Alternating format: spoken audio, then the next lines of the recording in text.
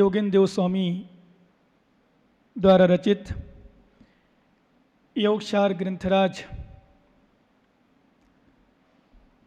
अपनी आत्मा के कल्याण के लिए श्रवण कर रहे हैं, क्योंकि जिन देशना, जिन पूजा, जिन अभिषेक, दान, स्वाध्याय, संयम का पालन, व्रत, नियम इत्यादि, इन सब में लक्ष्य होता है कल्याण, और लक्ष्य होते ही नहीं है। जैसे हमने कहा था, खेतीपन करते हैं, किसान करता है, व्यक्ति करता है, तो किसान का लक्ष्य भूसा में नहीं होता, क्या होता है? अनाज पर होता है। ऐसे ज्ञानियों ध्यान रखना, लक्ष्य से दूर हो जाते हैं। लक्ष्य को प्राप्त करने के लिए उसका पुरुषार्थ करना पड़ता है, और पुरुषार्थ करेंगे तो हमारे आचार्यों ने, साहित्यकारों ने, ज्ञानियों ने, विद्वानों ने, पंडितों ने, सबने एक ही शब्द दिया, एक ही परिभाषा दी, पुरुषार्थ करने से ऐसी कोई चीज नहीं जो प्राप्त ना होती हो। बस तो पुण्य होना चाहिए, और पुरुषार्थ भी सम्यक होना चाहिए, और जहां सम्यक पुरुषार्थ आ गया, सम्यक विषय आ गया, विश्वास करना लक्ष्य की प्राप्ति होगी नियम से। क्या नियम से होगी? ऐसा हो ही नहीं सकता कि हमारा सम्यक पुरुषार्थ हो, सम्यक दर्शन हमारे पास हो, हम पुरुषार्थ करें और मोक्ष प्राप्त ना हो, ऐसा हो ही नहीं सकता। यदि मोक्ष नहीं हो रहा है, इसका मतलब उतना पुरुषार्थ नहीं चलना, अथवा काल लब्धि नहीं आई। एक शब्द ध्यान रखना बस।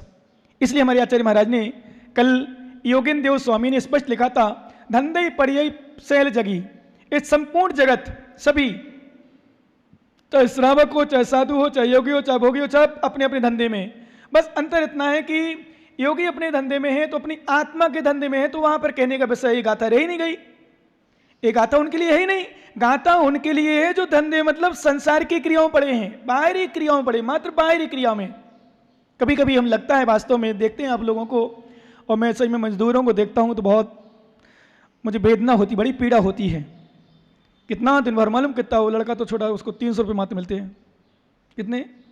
मात्र 300, जो सहयोगी में उसके, लगता है क्या दिन भर, और रात में भी, कई बार रात के भी अलग से मिल जाते थे, रात में करते हैं तो 300 और मान लो, और 100-200 गुटका उटका खा जाता है। क्या काम से? मैंने उसको समझाया आज, मैंने बेटा तू छोटा है, मुश्किल 17-18 साल होगी उम्र, ज़्यादा मान लो, ज़्यादा हो तो 20 साल हो, ज़्यादा क्योंकि बात हो सकता है भाई छोटी मतलब अवस्था हो, अगुआ ना हो, परंतु मुझे लगता है वास्तव में सच में फिर एक चिंतन मैंने जरूर किया, ज्ञानहीन, धनहीन, ज्ञानहीन, धनहीन, रूपहीन, सर्वथा नहीं, यद्यपि ये ध्यान रखना, एक देश, इनकी बुद्धि भी हीन चलती है। ये नियम है, जो गरीब होता है ना, उसकी बुद्धि गरीब से चलती है। फिर मैंने एक चिंतन किया था, एक जने चले जाओ ऊपर, जोर से बोल दो, उसको पता है, और वो कराए किया नहीं बंद, वैसे ही कर दो। क्या बुद्धिहीन ज्ञानी कितनी मेहनत करते हो, वो लगभग अच्छा ठेका लेता है, 15, 20, 25 हज़ार एक ठेके में ले लेता है, पर मालूम क्या करता है, बोले महीने, और कभी खाली नहीं होता, बोले महाराज 25 से 30 हज़ार रुपये महीना बचते हैं बस ठेकेदार को।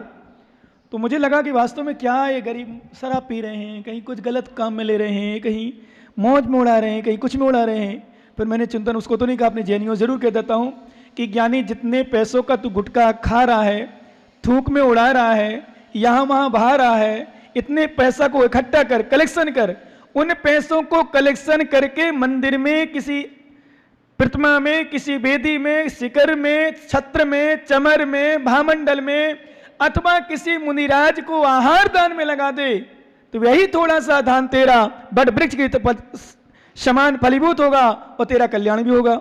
लेकिन सच में फिर अनुभव किया, गरीबों की बुद्धि नहीं चलती। मैं कई बार अपने जैनियों को भी देखता हूं, परेशान है, दुखी है, धनहीन है, अन्य प्रकार से, कई प्रकार से परेशान है, फिर भी बुद्धि खराब चल रही। जैनियों की बात करूंगा अभी, दूसरों की नहीं, क्योंकि तुम्हें सुधारना है, दूसरों को क्या सुधारें। मैंने देखा कई जगह गरीब है, परेशान भी है, धन उतना नहीं है, पर कुबुद्धि चल रही। कुबुद्धि मतलब सम्यक विचार नहीं चल पा रहे, सम्यक भावना नहीं चल पा रही, सम्यक भावना नहीं हो पा रही। इसलिए आचार्य के धंधे ही पड़े उसे जगी, ये जगत, संसार के जगत सब अपने अपने धंधे में पड़े हैं। रवि अपाण हुमड़ंती, अपनी आत्मा को नहीं मानते, और आत्मा को नहीं मानने से तही कारण में जीव बुडू। इसी कारण से यह जीव संसार में निश्चय से डिब्बाणु ना लहंती, निर्वाण प्राप्त नहीं कर पाते। क्या निर्वाण प्राप्त है? अपने अपने धंधे में, सब अपने अपने धंधे में बड़े हैं। कहाँ कोई कुछ कर रहा है, कोई कुछ कर रहा है, कोई कुछ कर रहा है, वास्तव में आत्मा पर ध्यान नहीं। मैं हमेशा जब भी, चाहे श्रावक हो, चाहे साधक हो, चाहे मैं सुम हूं, चाहे कोई भी हो, एक ही बात करता हूं भैया, सब चीजों को, यानी मैं आने वाला विषय, सब विषयों को विराम दो, सब विषयों को, और आत्मा पर चर्चा करो, आत्म कल्याण का अनुभव करो, आत्मा की अनुभूति करो, उसका पुरुषार्थ करो। क्योंकि अपन छोटी छोटी बातों में अटक जाते हैं, छोटी बातों में लड़ जाते हैं, फिर अपने परिणाम खराब होते हैं, गुणस्थान चयन हो सकता है, क्योंकि परिणाम च्युत हो गए विश्वास मानो में। इसलिए मैं कई बार फिर एकांत में जाता हूँ, आराम से ध्यान करता हूँ, समय करता हूँ। गुणस्थान चेंज होने में साधक का कोई समय नहीं लगता। छठवां सातवां को झूलता है ना हम लोगों का, तो छठवां सातवां झूलता है, लेकिन यदि पांचवां, चौथा, तीसरा, दूसरा, पहला, 11वें गुणस्थान हम लोग चिंतन करते हैं, 11वें गुणस्थान वाला भी पहले में आ सकता है। क्या होनहार, क्या काल अवधि, क्या अशुभ कर्म को है, 11वें में चढ़ा हुआ नीचे आ सकता है। इसलिए मैं आप लोगों से निरंतर बोलता हूं, हमेशा पालन करो, आप लोग प्रयास करो, जितना हो क्रियाओं पे बिल्कुल ज्यादा, कौन ने क्या कहा, कौन ने क्या किया, इनमें मत जाओ, अपने परिणाम संभाल के रखो, बिल्कुल संभालो, अंदर से संभाल के रखो। सच में परिणाम संभलेंगे तो तुम संभलोगे, और परिणाम नहीं संभलेंगे तो कुछ नहीं हो पाएगा, क्योंकि पानी मिट्टी में जाएगा तो कीचड़ तो बनेगा। क्या? पानी मिट्टी में जाएगा तो कीचड़ तो बनेगा, मन अशुभ में जाएगा तो परिणाम अशुभ तो होंगे, गुणस्थान अशुभ में जाएगा, नियम से कर्म का कीचड़ बनेगा, कर्म का कीचड़ लगेगा, फिर हमें गंदगी, अरे गंदगी कहां से आ गई भाई? मेरे द्वारा ही कीचड़ उत्पन्न किया गया है। क्या? मेरे द्वारा ही कीचड़। मैं बच्चों को जब देखता हूं छोटे छोटे, मैंने कल परसों एक दिन बच्चे से कहा भी था, उससे बच्ची से छोटी सी, मैंने कहा देखते ना कितना पुण्य बच्चों को, देखो भले इनको समझ में कुछ नहीं आ रहा, पर इनको योग सार बांचना सुनने मिल रही है, मौका पुण्य इनका। मैं नहीं समझ रहे योग सार क्या है, नहीं समझ रहे, लेकिन गुरु चरणों में आकर प्रवचन स्थल पर बैठना, मुझे ध्यान में जब बड़ा हुआ था, जब आचार्य विद्यासागर महाराज कुंडलपुर, जब कुंडलपुर वहां से जहां मेरा जन्म स्थान हुआ, इस तन का शरीर का, आचार्य विराग सागर महाराज भी वहां गए थे मुनि अवस्था में, छुल्लक जी थे, एक महाराज और थे, 2-3 महाराज, 4 महाराज थे। उस समय देख लेता था, आहार दिया तो दिया, नहीं था, आहार क्या 8 साल से पहले ही था, तो देना बाकी देख लेता, कभी जब बड़ा हो गया तो देना शुरू किया। तो बहुत कम आते थे आचार्य विद्यासागर, छुल्लक महाराज के साथ में उनके 4-5, तब वहां से निकले थे गांव से, मुझे ध्यान है, तुम लोग दौड़ के गए, दर्शन किए, वो सर आगे मोहद्रा है 4 किलोमीटर आगे, फिर वहां रुके होंगे रात्रि विश्राम, फिर आगे चले गए शायद संभवतः हरदुआ से फिर कुंडलपुर पास में है, तो कुंडलपुर पहुंच गए। तो कुंडलपुर जाते थे, कभी कभी मुझे ध्यान है अच्छे से, कई बार बैठे बैठे नींद आ जाती थी, अभी याद करता हूँ, बताओ मुझे अच्छे ध्यान है कि प्रवचन सुने, पिलर के पीछे बैठ गए, टेक के बैठ गए, और नींद आ जाए, सोरा महाराज के प्रवचन, प्रवचन समाप्त हो गए, तो वैसे भी कम बोलते हैं आचार्य महाराज, है ना। तो लगता है कि वास्तव में देखो, और आहार का तो शायद बहुत कम दिए। फिर जब होश संभाला, 16-17 साल की उम्र आई, फिर जरूर मौका ऐसा मिला था महाराज का, तभी ऐसे भाव बने।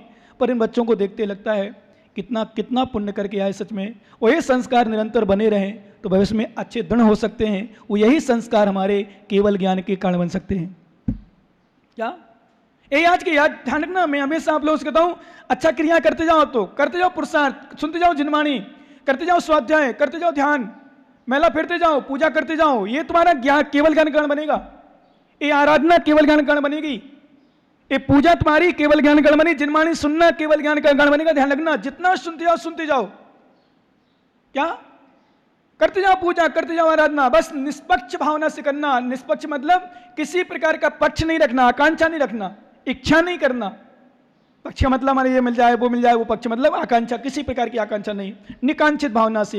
ये भी मत सोचना मैं पूजा कर रहा हूं तो मेरी प्रशंसा करें लोग, नहीं। मैं हमेशा बोलता हूं आपको, कई लोग इसी में अटक जाते हैं, प्रशंसा चाहते हैं, प्रशंसा कर दो, बस प्रशंसा हो जाए, बस खुश भैया। क्या बच्चे की प्रशंसा कर दो भी, देखो चीको भी खुद देखने लगेगा, यहाँ खुश हो जाएगा, प्रसन्न महाराज जुर्मानी चंदल में नाम आओगे मरो, नहीं, उससे प्रशंसा नहीं होना। किससे होना? प्रवचन सुनना, तुम तो नाम आएगा, अपने आप आएगा, नाम आएगा, और नाम नहीं आए तो काम तो हो रहा ना। प्रशंसा नहीं चाहो, प्रशंसनीय काम करो, ये हमेशा याद सूत्र रखना। प्रशंसा मत, हमेशा मेरा तो अब चिंतन डेली चलने लगा, नहीं चाहिए मुझे प्रशंसा, बस अच्छा काम करो, अच्छी भावना रखो। कोई गलत कहे भी मान लो तो ठीक है, धारणा है उसकी, क्या करे, गलत कह रहा है, गलत सोच रहा है, अपनी प्रति सोचने दो, आप अच्छा करो। हमेशा ध्यान रखना माताओं, सक्सेस हो जाओगी आप लोग। घर में भी मान लो हो सकता है कई बार ऐसी स्थिति बनती है, मैं अच्छा करती हूँ, मेरी सास जब देखो जब बुराई करती है, मैं अच्छा करती हूँ फिर भी मेरा पति मुझे अच्छे से नहीं बोल रहा है, मैं अच्छा करती हूँ फिर भी ऐसा करता हूँ, तो पति कभी कभी ऐसा होता है, पिता पुत्र होता है, मैं अच्छा करता हूँ फिर भी मेरा पिता मेरी माँ साथ नहीं दे रहे, नहीं देने दो, अच्छा करते जाओ, आप काम अच्छा करो, अच्छे कहलाने की चिंता मत करो। क्या काम अच्छा करो, अच्छा कहलाने की चिंता नहीं करो।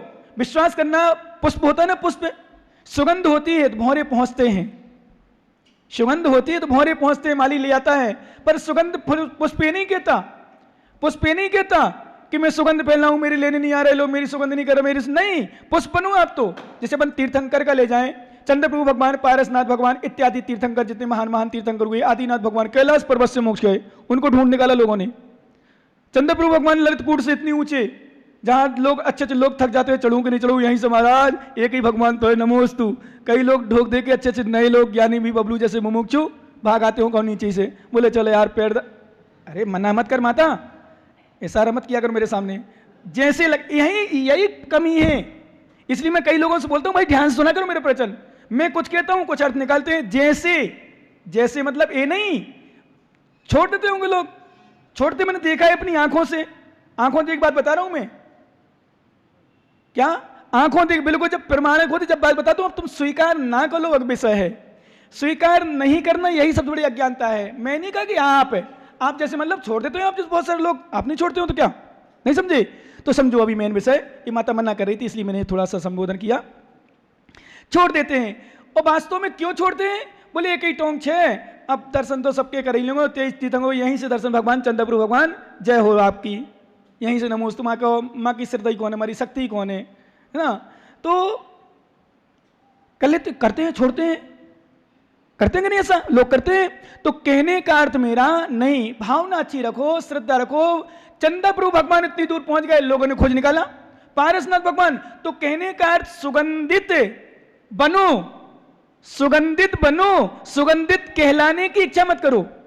विश्वास करना, पुष्प कभी नहीं कहता है, पुष्प कभी नहीं कहता है कि मेरे अंदर सुगंधी, मुझे तोड़ ले जाओ, मेरे पास आओ, मुझे सूंघ जाओ, नहीं, सुगंधी होगी, सुगंधी होगी, अपने आप जाएंगे लोग, बागबान जाएगा तोड़ेगा और लोगों को देने जाएगा, घर घर जाएगा, बांटने जाएगा। इसी तरह अपन बिल्कुल विकल्प नहीं करो, बिल्कुल चिंता नहीं करो, अपनी आत्मा पर ध्यान रखो, आत्म कल्याण की भावना होगी, साधना की सुगंधी होगी, संयम की सुगंधी होगी, विश्वास करना त्याग की सुगंधी होगी, दुनिया अपने आप सीध झुकाएंगे।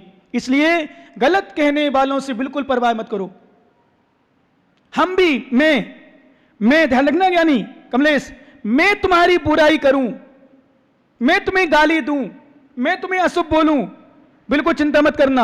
आप तो ये देखना वास्तव में क्या मैं गलत हूं, नहीं हूं। महाराज कह रहे कर्मबंध महाराज को होगा, मैं जवाब क्यों दूं, मैं समाधान क्यों करूं, मैं अपनी सफाई क्यों दूं, बिल्कुल नहीं।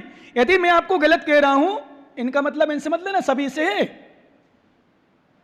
मैं आपको गलत कहूं ऐसे ऐसे नहीं, बिल्कुल नहीं सोचना, सोचो नहीं, हम गलत हो जाएंगे वहां नियम से। यदि आप गलत नहीं है और मैं आपके लिए गलत कह रहा हूं, वो आप गलत वास्तव में नहीं है, आपके सोच से नहीं, आप वास्तव में गलत नहीं है, तो गलत कौन कहलाएगा बताओ। मैं सत्य को असत्य कह रहा हूं, आम को केला कह रहा हूं, अथवा केले को मैं लकड़ी कह रहा हूं, तो केला गलत होगा, कहने वाला गलत होगा।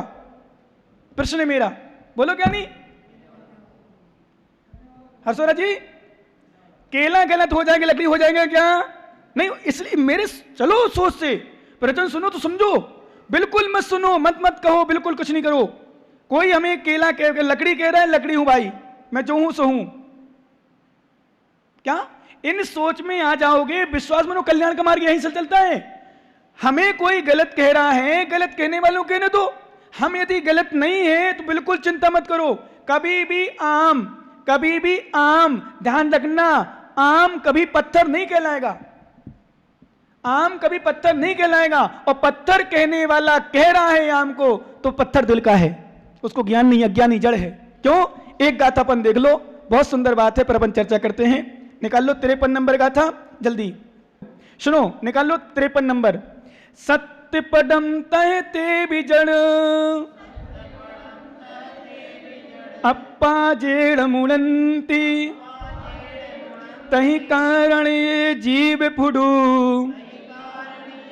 रहुड़े पाड़ू लहंती। क्या बात, पढ़ो ये सभी लोग एक साथ मिलकर के, क्या बात है, देखो आचार्य महाराज ने किसी को नहीं छोड़ा। मतलब सच में लगता है क्या महान आचार्य हुए हैं। मतलब सीधा दूध का दूध पानी का पानी कर दिया। बोले महाराज, और मैं नहीं कह रहा हूँ, मैं करूँ विश्रांत सागर महाराज, बोले उपदेश दिया। मैं सच में जब पढ़ता हूँ आचार्यों को, धोख देता हूँ, आपसे कराता हूँ एक बार हूँ, और मैं दिन भर करता रहता हूँ भगवान नमोस्तु धन्य भगवान, क्या आपने मुझे मक्खन दिया, क्या निचोड़ दिया, क्या जिनवाणी दी। और सच में कभी कभी मुझे लगता है आचार्य की बात को, जिनवाणी को पढ़कर यद्यपि दुख होता है। हमने बताया था आपको कि आज पंचम काल में साक्षात सर्वज्ञ नहीं है, तीर्थंकर नहीं है, अरहंत प्रभु नहीं है, वर्तमान में मना प्रिय ज्ञानी अवधिज्ञानी मुनिराज भी रिद्धधारी मुनिराज नहीं है।